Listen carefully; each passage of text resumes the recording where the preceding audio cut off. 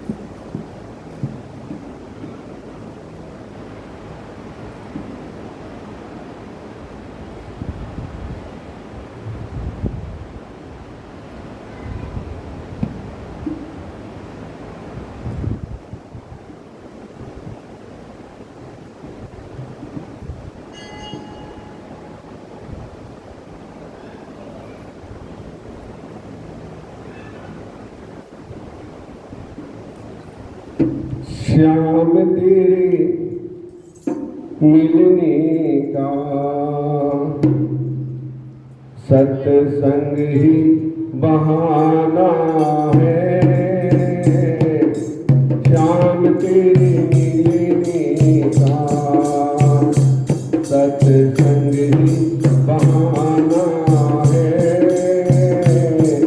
ये दुनिया वाले क्या जाने, ये दुनिया वाले क्या जाने, मेरा दिल तो दीवाना है। ये दुनिया वाले क्या जाने, मेरा दिल तो दीवाना है।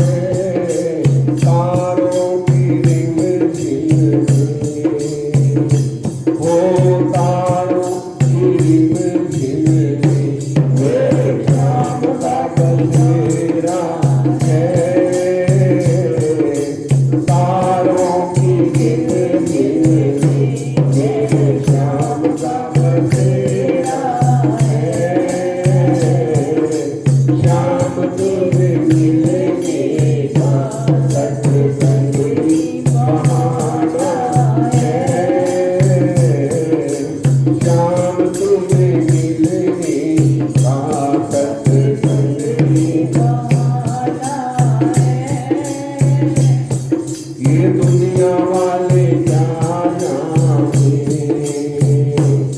ये दुनिया वाले क्या जाने, मेरा दिल तो दीवाना है।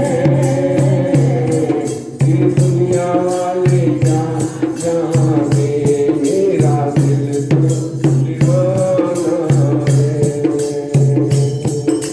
तुम मेरे माता पिता, तुम मेरे बंधु सखा, तुम मेरे माता पिता, तुम मेरे बंधु सखा, तुम मेरे माता पिता, तुम मेरे बंधु सखा, तुम मेरे माता पिता, तुम मेरे बंधु सखा। दुनिया वाले क्या जाने, ये दुनिया वाले क्या जाने, मेरा दिल तो दीवाना है। ये दुनिया वाले क्या जाने, मेरा दिल तो दीवाना है। श्याम तेरे मिलने का सत्संग दीवाना है। श्याम तेरे मिलने का सत्संग दीवाना है। दुनिया वाले क्या जाने, वो दुनिया वाले क्या जाने, मेरा दिल तो दीवाना है। दुनिया वाले क्या जाने, मेरा दिल तो दीवाना है। जंगलों में ढूंढा तुम्हें, मंदिर में पाया है। जंगलों में ढूंढा तुम्हें, मंदिरों में पाया है। जंगलों में ढूंढा तुम्हें, मंदिर में पाया है। जंगलों में ढूंढा तुम्हें, मंदिर में पाया है। ओ भक्तों के हृदय में, ओ भक्तों के हृदय में, मेरे श्याम का बसेरा है। भक्तों के हृदय में, मेरे श्याम का बसेरा है। श्याम तेरे मिलने का सत्संग दीवाना है। दुनिया वाले क्या जाने, मेरा दिल तो दीवाना है। ये दुनिया वाले क्या जाने, मेरा दिल तो दीवाना है। श्याम तेरे मिलने का सत्संग दीवाना है। भगवान की बिहारी लाल की जय, सद्गुरुदेव महाराज की जय। जय जय श्री राधे, जय जय श्री राधे, जय जय श्री राधे श्याम। इस तरह केदारनाथ की महिमा आपने सुनी। कल महाकालेश्वर की महिमा सुनी। जितने भी ज्योतिर्लिंग हैं, औसत इस पृथ्वी पे अनंत लिंग हैं, शंभु लिंग हैं, प्रगति लिंग हैं जो स्वयं प्रकट हुए हैं, शंभु लिंग हैं जो संतों द्वारा स्थापित किए गए हैं, और 12 ज्योतिर्लिंग हैं।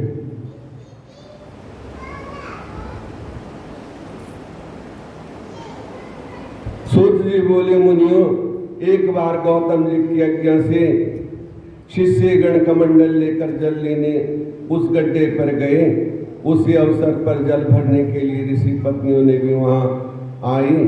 तब इन स्त्रियों ने कहा कि पहले हमें जल भरने दो, अपना कमंडल भरना। तब अपना कमंडल भरना ये कहकर उन्होंने कुछ फटकार भी दिया। तब गौतम शिष्य बिना जल भरे ही आश्रम पर पहुंचे। अहिल्या को सभी बात जाकर सुना दी। अहिल्या उन्हें समझा बुझा एवं धैर्य देकर उसमें जल भरने चली गई। महर्षि गौतम को जल ला कर दिया। तभी अहिल्या देवी भी जल लाने लगी। उसी जल के द्वारा महर्षि का नित्य कृत्य होता था। इनको मना कर दो बच्चों को।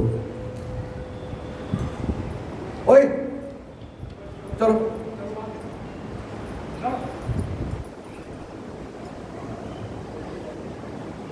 उसी से महर्षि का सारे कार्य होता था। महर्षि नित्य कृत्य आदि होता था। इस प्रकार चलते चलते उस दुष्ट स्वभाव वाली पत्नियों ने किसी दिन अहिल्या को बुरा भला कह दिया। फिर अपने पतियों से भी अहिल्या की जाकर शिकायत कर दी। वो तो हमें पानी भी नहीं भरने देती। कहती है मेरे पति ने वरुण देव को यहाँ वर पाया है, तुम्हारा क्या अधिकार है। इस प्रकार अपनी स्त्रियों से शिकायत सुनकर ऋषि लोग गौतम जी पर क्रुद्ध हो गए और उन्हें संताप पहुंचाने हेतु श्री गणपति जी का पूजन करने लगे। क्योंकि झूठ और सच उस समय भी चलता था। ये संघर्ष हमेशा चलता रहा है, सत्य और असत्य का। कभी ऐसा नहीं था जो संघर्ष नहीं था। जहां सत्य है उसका संघर्ष अवश्य होगा, लेकिन जीत ये ध्यान रखना हमेशा सत्य की होती है।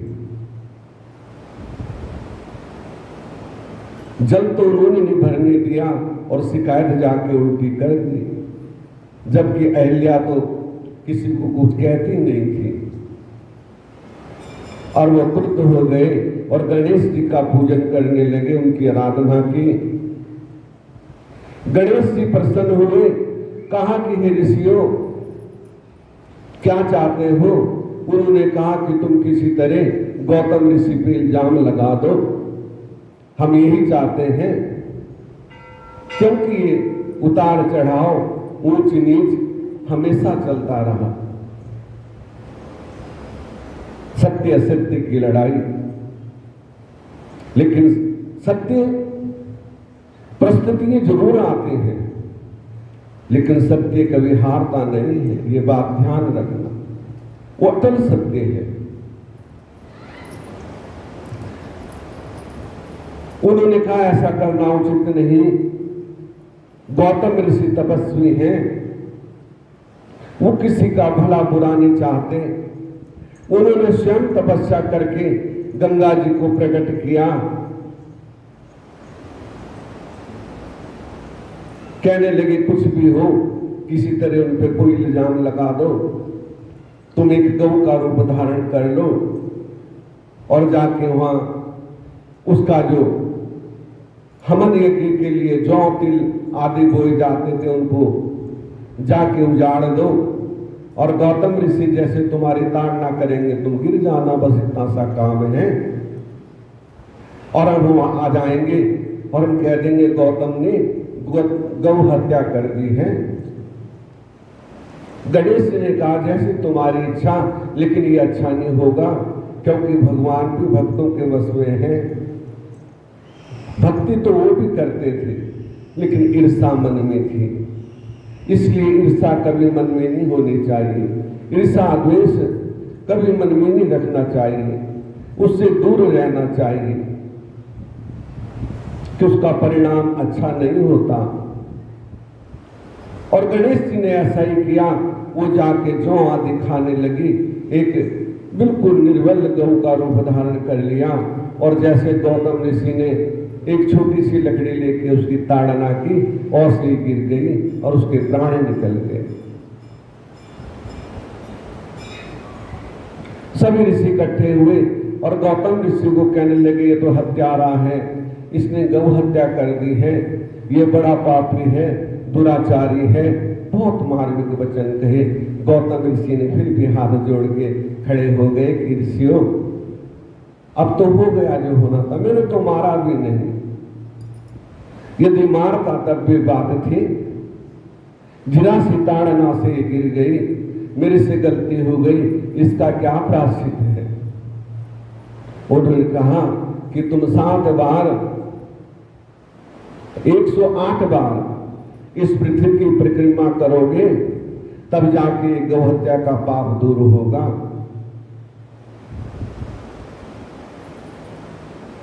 अब पृथ्वी की परिक्रमा यदि 108 बार करनी पड़े तो कितना समय लगेगा।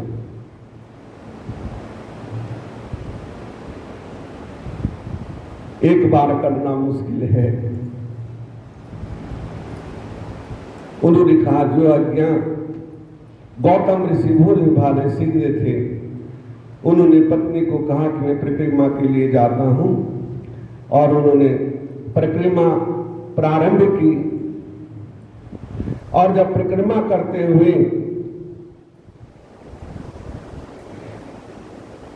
उनकी परिक्रमा पूरी हुई, ऋषि बोले, सूर्य जी,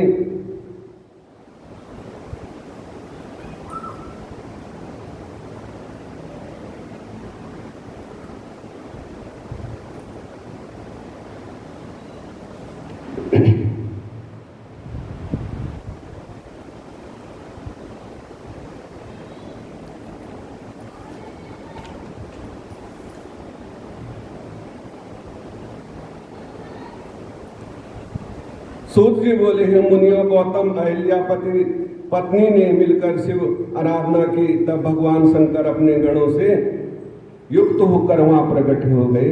जब उन्होंने परिक्रमा करके शिव की आराधना करते रहे और भगवान वहां पर प्रकट हो गए। भगवान शिव प्रकट हुए और कहने लगे कि गौतम ने बार बार भगवान के चरणों में प्रणाम किया, स्तुति करके कहा, है स्वामी, इस गो हत्या के पाप से मुझे छुड़ाइए। ये गौ हत्या मेरे हाथ से हो गई।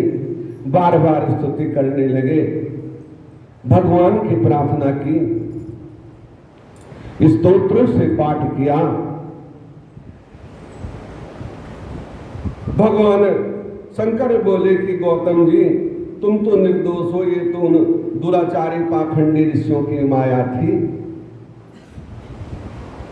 आपने कोई गौ हत्या नहीं की, ये सब उन्होंने जानबूझ के किया तुम्हें कष्ट देने के लिए। आज भी ऐसा संसार में है, क्योंकि सीधा आदमी तो वो निर्मल होता है, और भगवान ने कहा भी है कि निर्मल मन सोई मोहि पाव, मोहि कपट छल छिद्र न भावा। कि छल कपट वाला मुझे प्राप्त नहीं कर सकता, लेकिन कितने हमारे में हैं जिनके मन में छल कपट नहीं है, सिद्धि भक्ति करते हैं। कोई 100 में से एक होता है, ये सत्य बात है। भक्त तो सभी बनते हैं, कथा भी सब सुनते हैं, 2 मिनट के लिए बैराग भी सबके अंदर आता है, लेकिन 2 मिनट के बाद वो वैसे ही हो जाता है जैसे हम जल में पत्थर फेंकें तो जल फट जाता है, लेकिन वो क्षण मात्र के बाद फिर वैसे ही का वैसा हो जाता है।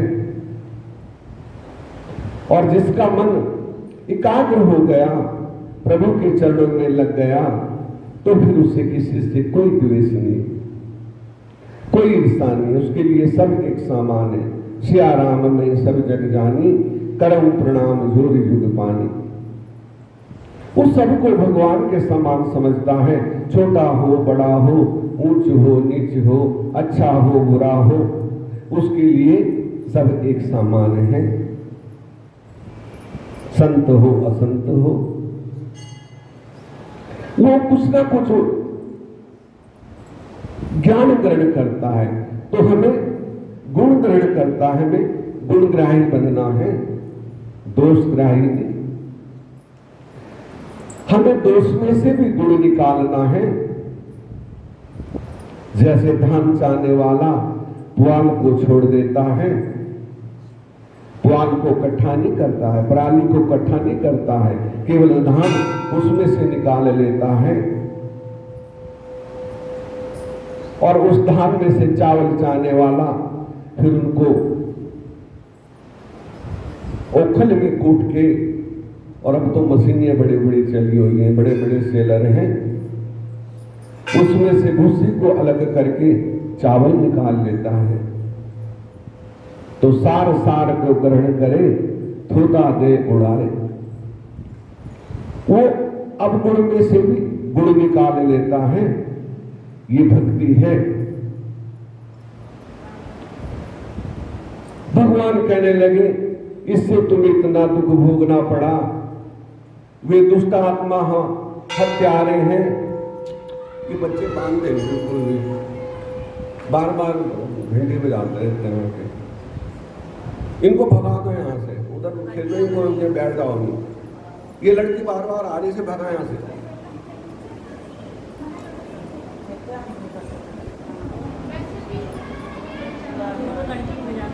बोल शंकर भगवान की।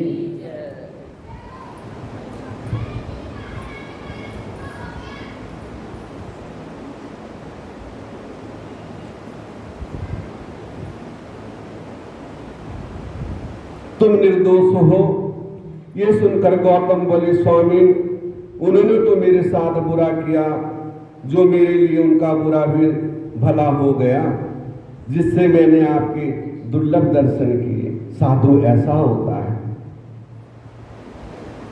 कि बुरा करत जो करे भलाई, जो बुरा करते हुए भी उसका भला चाहता है।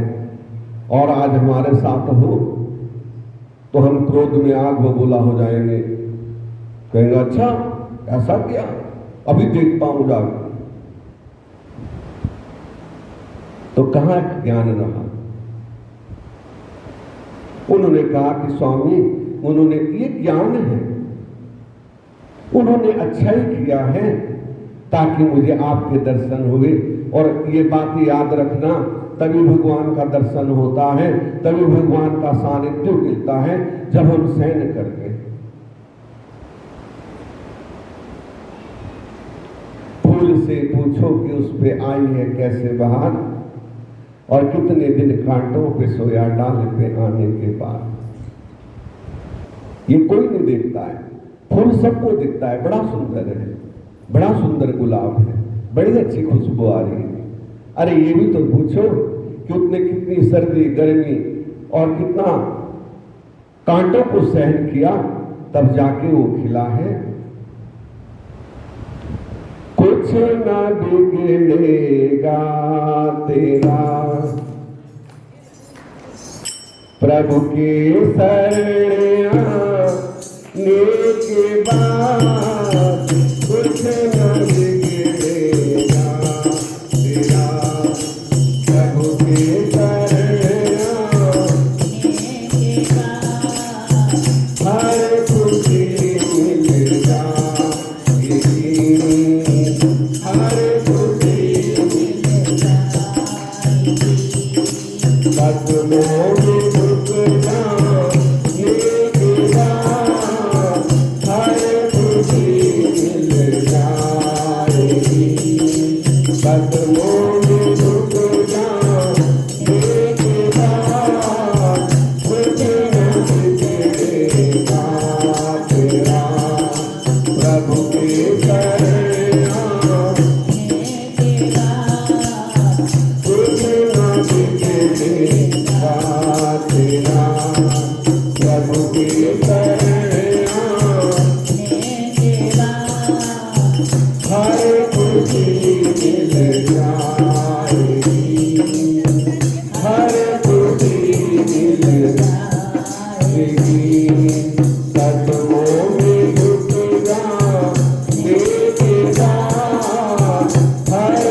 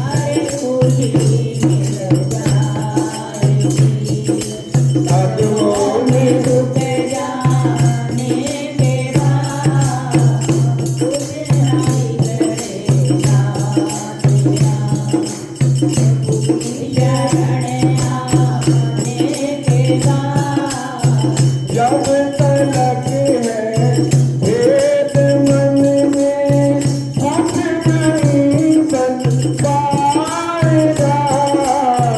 जब तलक है भेद मन में कुछ नहीं बन पाएगा। जब तलक है भेद मन में कुछ नहीं बन पाएगा।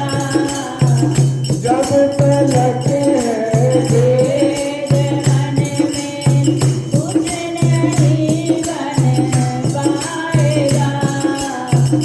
रंग लाएगी वो भक्ति, रंग लाएगी वो भक्ति, भेद मिट जाने के बाद।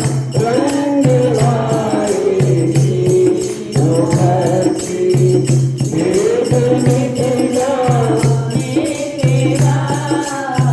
कुछ न बिगड़ेगा तेरा प्रभु के चरण आने के बाद। हर खुशी मिल जाएगी, हर खुशी मिल जाएगी। कदमों में रुक जाने के बाद। हर खुशी मिल जाएगी। कदमों में रुक जाने के बाद। खुश होता है ये इंसान आपदा पाने के बाद। खुश होता है इंसान आपदा पाने के बाद। खुश होता है ये इंसान आपदा पाने के बाद।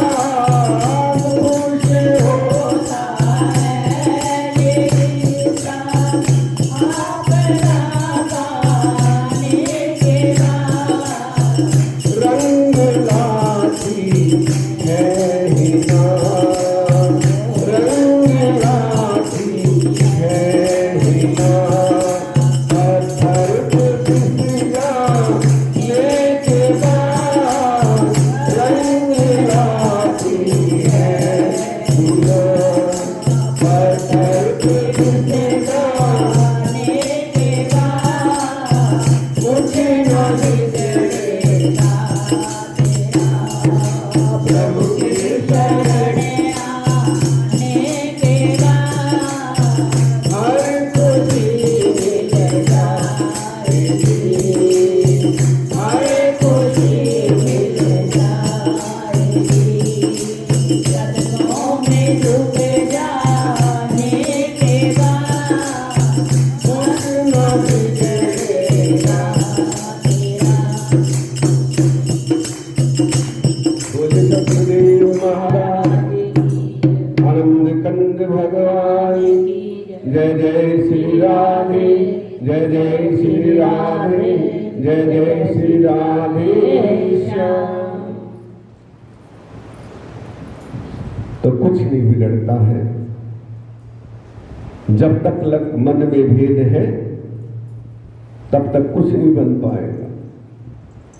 ये देख लेना। और जब भेद मिट जाएगा कि जो तू है वो मैं हूं और जो मैं हूं वो तू है, ऐसा मन में जब आ जाएगा तो कोई कमी नहीं रहेगी, कोई कमी नहीं रहेगी। सारे भेद मिट जाएंगे। तो आज ही समर्पित हो जाओ। कल किसने देखा, ऐसा भाव होना चाहिए। कल का नाम तो काल है। कल करते करते रावण का काल आ गया कि समंदर को मीठा बना दूंगा, कल बना दूंगा। स्वर्ग में जाने की सीढ़ी लगा दूंगा, चलो कल लगा दूंगा। और ऐसे करते करते काल आ गया। और जब भगवान से उनसे प्रसन्न किया तो उन्होंने यही कहा कि जो काम करना है, जो आज करना है, वो आज ही कर लो, कल पे मत छोड़ो। ना जाने कल क्या होगा। काल करे सो आज कर, आज करे सो अब, पल में परले होएगी बहुरी करेगा कर। और अब तो महाराज ऐसा समय है कि कल का तो छोड़ो, पल का भरोसा नहीं है कि पल में क्या हो जाए। आप लोग देख ही रहे हो संसार में, तो इस समय काल बाल से वही बचे जो गुरु का ध्यान करे। जो अपने गुरु का ध्यान करेगा, सतगुरु भगवान का ध्यान करेगा, वही काल से बचेगा। ये बात याद रखना। और गुरु भी सच्चे होने चाहिए, निर्मल होने चाहिए, निश्चल भाव होना चाहिए। ऐसे सतगुरु खोज के रहिए चरणों लाग। ऐसा सतगुरु खोज के उसके चरणों में लग जाना चाहिए, तो हमारा अवश्य कल्याण होगा। तभी हम इस भव सागर जल से पार हो सकते हैं, और नहीं फिर इसमें गोते खाना पड़ेगा। तो इसलिए काल करे सो आज कर।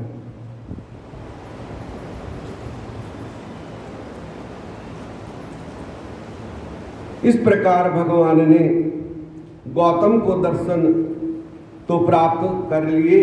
तब सदाशिव बोले, गौतम जी मैं तुम पर बड़ा प्रसन्न हूं, वर मांगो। तब अपनी प्रतिज्ञा का विचार करके गंगा जी के प्रकट होने का वर उन्होंने मांगा। फिर भी उन्होंने जग के कल्याण के लिए वर मांगा। भक्त वही है जो किसी का अमंगल ना चाहे, चाहे कोई कितना ही अमंगल कर रहा हो, उसका भी मंगल चाहे, उसका भी बुरा ना चाहे। तो तब हम भक्त बन सकते हैं।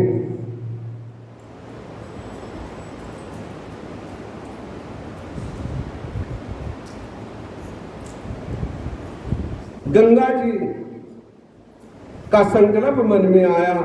गौतम अपने प्रतिज्ञा का विचार कर गंगा जी के प्रकट होने का वर मन में वर रखकर बोले, स्वामी पतित पावनी श्री गंगा जी को कृपा करके यहाँ प्रकट करें, जिसके द्वारा अन्य सभी प्राणियों का कल्याण हो। सूत जी बोले। तब भगवान शंकर ने गौतम जी को गंगा जल दिया, और वहीं गंगा जल स्त्री रूप होकर गौतम जी के सामने पधारी। साक्षात मूर्तिमान गंगा जी के दर्शन करके गौतम जी ने प्रणाम स्तुति आदि की। फिर बोले, हे मातेश्वरी, हे पतित पावनी गंगे, तुम पापों का खंडन करके सबको मुक्ति देने वाली हो। मैं भी आपकी शरण में हूँ, मुझे भी पावन करो, नरकों से मेरी रक्षा करो। श्री गौतम जी ने इस प्रकार गंगा जी से प्रार्थना की। फिर भगवान शंकर से बोले, हे गंगे, मेरी यज्ञ से गौतम जी के सकुटम पाप रहित कर दो। तब गंगा जी ने कहा, प्रभु आपकी आज्ञा सिरोधार्य है, गौतम जी को कुटुंब के साथ निष्पाप कर देती हूँ। जब ये पवित्र हो जाएंगे तभी यहाँ से मैं आपके लोक में प्रस्थान करूंगी। तब गंगा शंकर जी बोले, हे कल्याणी, कलयुग में 28वें मनुमंत्र की समाप्ति तक तुम पृथ्वी पर रहना होगा। तब गंगा जी ने कहा, स्वामी ये तभी हो सकता है जबकि श्री पार्वती के साथ शरीर धारण करके मेरे पास निवास करो। संसार में मेरी कीर्ति तो तब है पृथ्वी पर रहेगी। तब सदाशिव बोले, देवी तेरे मेरे में भेद ही क्या है, हम तो एक ही रूप हैं। फिर तुम भी ऐसा चाहती हो, तुम्हारे समीप निवास करूं। इस प्रकार वहां परमेश्वर शंकर त्रंबकेश्वर रूप से विराजमान हो गए। और गंगा गौतमी गंगा के रूप में वहां से प्रकट, वहां से गंगा नाम से जाए विराजी। बोली गंगा माता की, गोदावरी माता की। और वो गोदावरी नाम से विख्यात हुई। तो त्र्यंबकेश्वर का पूजन दर्शन जो करता है उसके सभी पाप अक्षय हो जाते हैं, सभी पापों का विनाश हो जाता है। काल सर्पदोष, पितृदोष, किसी भी प्रकार का दोष हो, त्र्यंबकेश्वर के दर्शन करके वहां पे पूजा आराधना करने से वो सब दूर हो जाता है। एक बार भी कोई त्र्यंबकेश्वर जी का दर्शन कर ले तो उसके सभी दोष, सभी कामना पूर्ण हो जाते हैं। ऋषियों का क्या हुआ जिन्होंने गौतम जी के साथ कपट किया था? वो भली भांति वर्णन करें। सूत जी बोले, ऋषियों जब गौतम महर्षि ने अपने श्री गंगा जी के जल रूप दर्शन देने के लिए कहा, तब ब्रह्मगिरी पर पड़े गुल्लर के वृक्ष की शाखा से निकलकर जल रूप में गंगा जी बहने लग गई। इस प्रकार दर्शन करके महर्षि ने शिष्यों के साथ स्नान किया।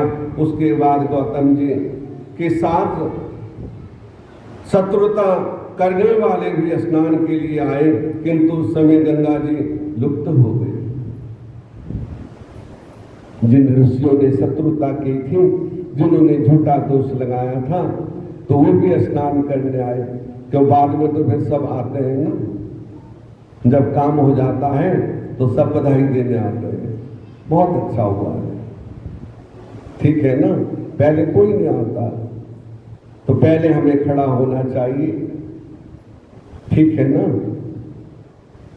तो सभी स्नान करने गए तो गंगा माता लुप्त हो गई।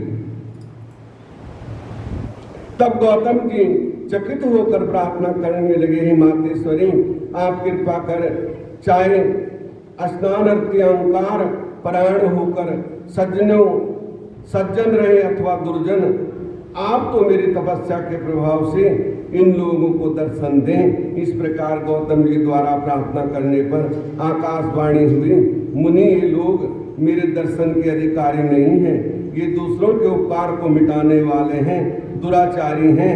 ये सुनकर गौतम जी ने कहा, देवी हे कल्याणी, हे महाजन, जो तुम सुजर्जन दुर्जनों पर कृपा किया करें, अत इन सब पर कृपा करके दर्शन अवश्य दें। तब आकाशवाणी हुई, मुनिवर तुम सत्य कह रहे हो, किंतु इनको भी अपने पापों का प्रायश्चित करना चाहिए, तभी इन्हें में दर्शन होंगे। ये लोग इस प्रकार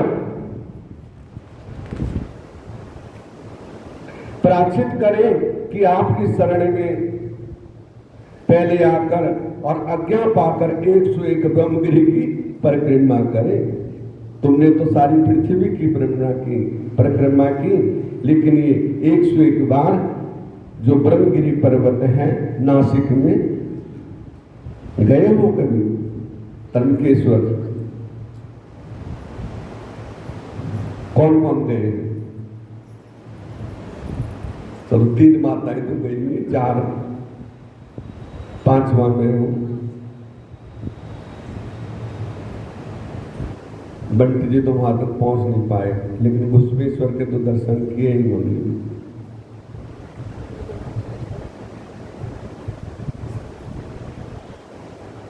तो ये ब्रह्मगिरि की परिक्रमा करें तब इनको दर्शन होगा। आकाशवाणी उन लोगों को भी सुनी, तब झट से श्री गौतम जी की शरण में आए और अपने अपराधों के लिए क्षमा मांगने लगे। तब महर्षि ने कहा कि आज्ञा से उन्होंने ब्रह्मगिरि की परिक्रमा की, तब कहीं गंगा जी ने उनको दर्शन दिया। तो जो दूसरे के लिए खड्डा खोदता है ना, तो खुद उसमें गिरता है, ये बात ध्यान रखना। भला किसी का कर ना सको तो बुरा किसी का मत करना। और पुष्प नहीं बन सकते तो कांटे बनकर मत रहना। यदि फूल नहीं बन सकते तो कांटे भी मत बनो। आया है सो जाएगा राजा रंग फकीर। तेरे पास धन है तो मेरे पास भक्ति है। तो सबसे बड़ा धनवान वो है जिसके पास नाम का धन है। ये याद रखना।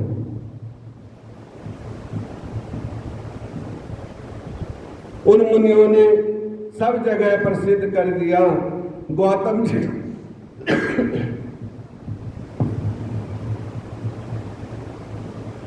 गौहत्या कर दी। तब से भक्ति गौतम जी ने अपने ज्ञान से मालूम कर लिया था। गौतम जी को पता था, उन्होंने अपनी दिव्य दृष्टि से देख लिया, लेकिन उन्होंने उजागर नहीं किया कि यदि मैं उजागर करूंगा तो ना जाने कोई षड्यंत्र और रच दे, इसलिए भगवान ही आए तभी उजागर हो। तो ऐसी उन्होंने प्रार्थना की। उसने बनावटी गाय थी, उसे भी क्रोध उत्पन्न हुआ। उसने श्राप देने के लगे और बोले, अरे दुष्ट नीच ब्राह्मणों, इस प्रकार तुम लोगों ने मुझे कपट किया, इसलिए मैं तुम्हें श्राप देता हूं। तुम विद्या से रही, शिव भक्ति से अधर्म परायण हो जाओ। तुम लोग शिव अर्चन ना करते हुए शिव पर्वों से विमुख रहोगे। सूत जी बोले। इस प्रकार साप देकर गौतम जी अपने आश्रम पर आकर शिव आराधना करने लगे। फिर मुनि लोग इस प्रकार शिव धर्मों से परामुख होकर कांची नगरी में चले गए। सूत जी बोले, ब्राह्मणों, प्राचीन काल में मान पाने की इच्छा से लंकापति रावण ने कैलाश पर पहुंचा। श्रद्धा के साथ भगवान शंकर को प्रणाम किया, किंतु शंकर जी प्रसन्न होते दिखाई नहीं दिए। तब उन्होंने प्रसन्न करने के लिए उनसे एक गड्ढा खोदा और उसमें अग्नि को आधीन करके उसके समीप शिव स्थापित करके फिर गर्मी में पंचअग्नि तप कर और वर्षा में पानी का सहकर शीत की चिंता ना करे कठिन तप करने लगा। फिर वो सफल ना हुआ। तब वो राक्षस पति अपने मस्तक काट कर चढ़ाने लगा, फिर भी सदाशिव प्रसन्न होते दिखाई नहीं दिए। आखिर उसने अपना 10वां मस्तक काटना चाहा। उसी समय शिव संतुष्ट होकर प्रकट हो गए। सदाशिव ने अपनी कृपा द्वारा उसके सभी मस्तक ज्यों के त्यों कर दिए और उसे पराक्रम भी प्रदान किया। तब शंकर जी को प्रसन्न जानकर रावण ने नम्रता से प्रार्थना की कि हे नाथ, आप मुझ पर प्रसन्न हैं तो मेरे साथ लंका पधारें और मुझे कृतज्ञ करें। इतना सुनकर सदाशिव बोले, हे लंकेश्वर, मेरी आज्ञा से मेरे स्वरूप ये ज्योतिर्लिंग अपने साथ लंका में ले जाओ, किंतु मार्ग में किसी स्थान पर भी न रखना, नहीं तो मैं वहीं पे स्थापित हो जाऊंगा। रावण उसको लेके चला और जब रास्ते में पहुंचा तो उनको लघु शंका लग गई, क्योंकि भगवान की माया थी। भगवान तो वहां जाना ही नहीं चाहते थे और बतेरे रोकने की कोशिश की, लेकिन इतनी जोर की लगी कि वो रोक ही नहीं पाए। और एक गडरिया वहां पे भगवान ने गडरी का रूप बना लिया, भेड़ चरा रहा था और जाके कहने लगे, थोड़ी देर के लिए मेरा ये लिंग थाम लो, मैं लघु शंका कर लेता हूं, मुझे बहुत जोर की लगी है। और उस गडरिये ने जैसे वो लिंग पकड़ा, वो इतना भारी हो गया कि उसके भार को सहन नहीं कर सका और उसने वो पृथ्वी पे रख दिया और वहीं पे बैजनाथेश्वर स्थापित हो गए। रावण लौट के आया तो कहने लगा, तुमने क्या किया कि मेरे हाथ में इतना भार हो गया था कि मैं सहन ही नहीं कर सका। और भगवान वहीं स्थापित हो गए। जो बैजनाथ का दर्शन करता है वो भी सभी पापों से मुक्त होकर मुक्ति प्राप्त करता है। बैजनाथ भी ज्योतिर्लिंग है।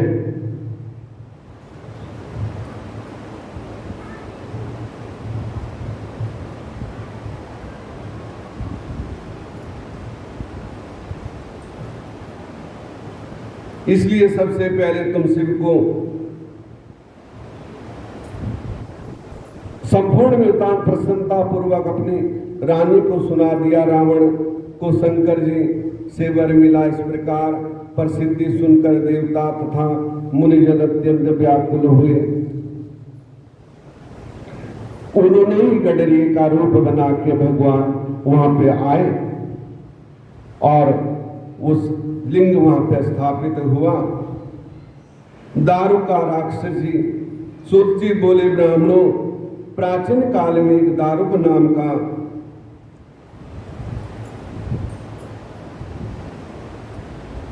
उसकी स्त्री दारुका नाम की राक्षसी थी। दोनों स्त्री पुरुष दुर्जने के लिए दुर्गा जी के लिए सुंदर वन में रहा करते थे। वो वन पश्चिम के समुद्र के समीप था। 64 कोस लंबा, इतना ही चौड़ा था। वहां निवासी उन दोनों राक्षसी के उपद्रव से अत्यंत दुखी हो गए। आर्व नामक एक ऋषि के आश्रम पर पहुंच कर नम्रता के साथ उस ऋषि को अपना दुख सुनाया और बोले, हे मुनिरान, हम लोगों को उस दानवी दानव ने बड़ा दुखी किया है, अत्यंत पीड़ित कर रहे हैं। हम लोग आपके शरण में है, हमारी रक्षा करो। तब और बोले, डरो मत। जब वे राक्षस जीवों की हिंसा कर एवं यज्ञ विनाश करने लगेंगे तभी उनकी मृत्यु हो जाएगी। ब्राह्मणों को इस प्रकार ऋषि ने उन्हें धैर्य देकर आरव ऋषि ने अगर जगत के कल्याण के लिए तपस्या करना प्रारंभ किया। उसके बाद देवताओं को ज्ञात हुआ कि और ऋषि ने इस प्रकार राक्षसों को श्राप दिया है। तब वे युद्ध करने के लिए अपने अस्त्र शस्त्र संभाल कर युद्ध भूमि में आ गए। तब युद्ध के लिए देवताओं को आया हुआ जानकर राक्षस अपने कर्तव्य के लिए विचार करने लगे। तब राक्षसों से दुखित देख दारुका को अपना वर याद आ गया।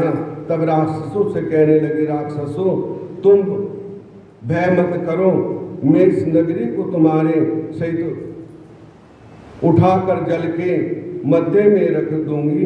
ये सुनकर राक्षस निर्भय हो गए। फिर राक्षस ने नगर को उठाया और समुद्र के मध्य में जाकर रख दिया और वहां जाकर राक्षस लोग सुखपूर्वक रहने लग गए। एक दिन दारुक भूमि पर आई। उसने देखा कि डोंगी असंख्य मनुष्यों से भरी हुई समुद्र में तैरती आ रही है। तब उसने राक्षसों को सूचना दी। तब राक्षस गण वहां पहुंच गए। डोंगी पर चढ़कर सभी मनुष्यों को उठाकर अपने नगर में ले गए। उन्होंने बेड़ियां डालकर कैद कर लिया।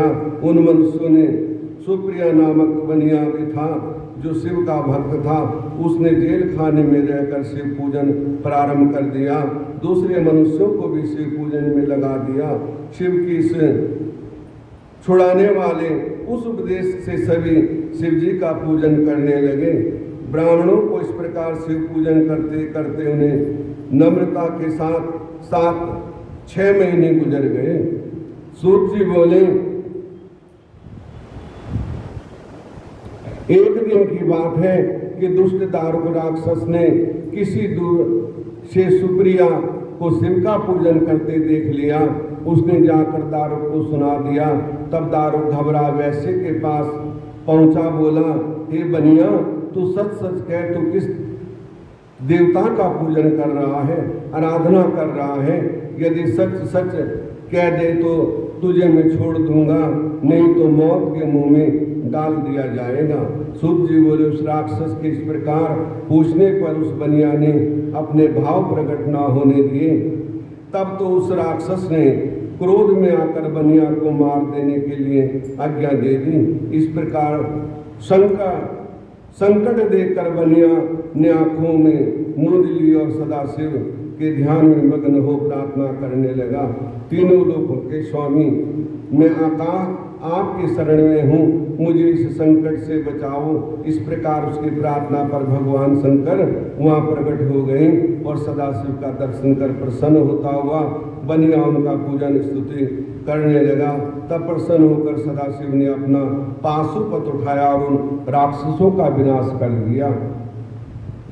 सभी राक्षसों के नाश हो जाने पर सदाशिव बोले, अब ये वन सदा के लिए निर्भय हुआ। इस अधर्म पर, इसे धर्म पर चलने वाले ब्राह्मण, क्षत्रिय, वैश्य, शूद्र आदि सभी वर्ण निवास करेंगे। यहाँ शिव धर्म के उपदेश करने वाले शिव भक्त निवास किया करेंगे। अधर्म का अंत हो गया। तब दारुक राक्षसी अत्यंत दुखित होकर जगत माता दुर्गा जी के पास पहुंचकर नम्रता से बोली, हे भगवती, हे मंगलमयी, आप कृपा करके मेरे परिवार की रक्षा करो। मैं आपके वंश तथा भक्तों की रक्षा करूंगी। इस प्रकार दारुका राक्षसी की बात सुनकर श्री पार्वती जी ने उसे वर दिया। वह याद किया, फिर क्रोध में आ गई। इस प्रकार उमा ने देखकर प्रसन्न होते हुए शंकर जी बोले, हे कल्याणी, अब तुम अपनी इच्छा से जो चाहो कर सकती हो। शंकर जी ने इतना सुनकर पार्वती ने हंस पड़ी और फिर बोली, हे स्वामी, आपका कथन सत्य है, सत्य हो अवश्य होगा, किंतु युग के समाप्त हो जाने पर अब तो यहाँ राक्षसों का निवास होगा और मेरी शक्ति रूपा ये दारुका उन पर शासन करने वाली होगी। तब सदाशिव बोले, हे देवी, आपकी इच्छा पूर्ण हो, किंतु मैं भी अपने भक्तों की रक्षा के लिए यहाँ स्थिर रहूँगा। यदि कोई भी मनुष्य अपनी जाति धर्म के अनुकूल आचरण करता हुआ प्रेम भक्ति के साथ वो मेरा आकार दर्शन करेगा, वो अवश्य चक्रवर्ती राजा हो जाएगा। सूत जी बोले। इस प्रकार कहकर भगवान शंकर तथा भगवती पार्वती दोनों ज्योति स्वरूप होकर नागेश्वर नाम से वहाँ स्थिर हो गए। सूत जी बोले, मुनियों, एक समय वीरसेन ने 12 वर्ष पर्यंत पार्थिव लिंग की पूजा करके कठोर तपस्या की थी। उसी से प्रसन्न होकर बोले, राजन, तुम्हें एक लकड़ी की मछली देता हूँ, जो रांगे से मड़ी होगी उसमें अपनी योग शक्ति से शक्ति वाली कर दूंगा। उसी मछली को लेकर तू अपनी सेना समेत अपने शिविर में पहुंचा जाकर मेरे स्वरूप नागेश्वर शिव का पूजन करना। उससे तुझे पाशुपत की प्राप्ति होगी। इसके द्वारा दानव गणों का नाश कर सकेगा। मेरे उस दर्शन से तुझे किसी प्रकार की कमी न रहेगी। इतना कहकर भगवान शंकर अंतर ध्यान हो गए। उसके बाद वीरसेन शिव जी का वर पाकर उनके परम कृपा से कार्य करने में सामर्थ्य हुआ। सूत जी बोले, ऋषियों, इस तरह से नागेश्वर की स्थापना हुई। आगे रामेश्वर की कथा कल आपको सुनाएंगे, क्योंकि समय बहुत हो जाता है। और सबसे बड़ी जो भक्त है वही भगवान का सानिध्य प्राप्त करता है, वही भगवान के समीप पहुंच सकता है। तो आज की कथा का भाव अर्थ है कि भक्ति करना, समर्पित होना, सब कुछ सहन कर लेना, जैसे गौतम ऋषि ने किया, तो ही भक्ति का प्रतिफल है। बोले शंकर भगवान की। हर हर महादेव शंभु, काशी विश्वनाथ गंगे। हर हर महादेव शंभु, काशी विश्वनाथ गंगे। काशी विश्वनाथ गंगे, काशी अमरनाथ गंगे। हर हर महादेव शंभु, काशी विश्वनाथ गंगे। बोले शंकर भगवान की जय। सदगुरुदेव महाराज की जय।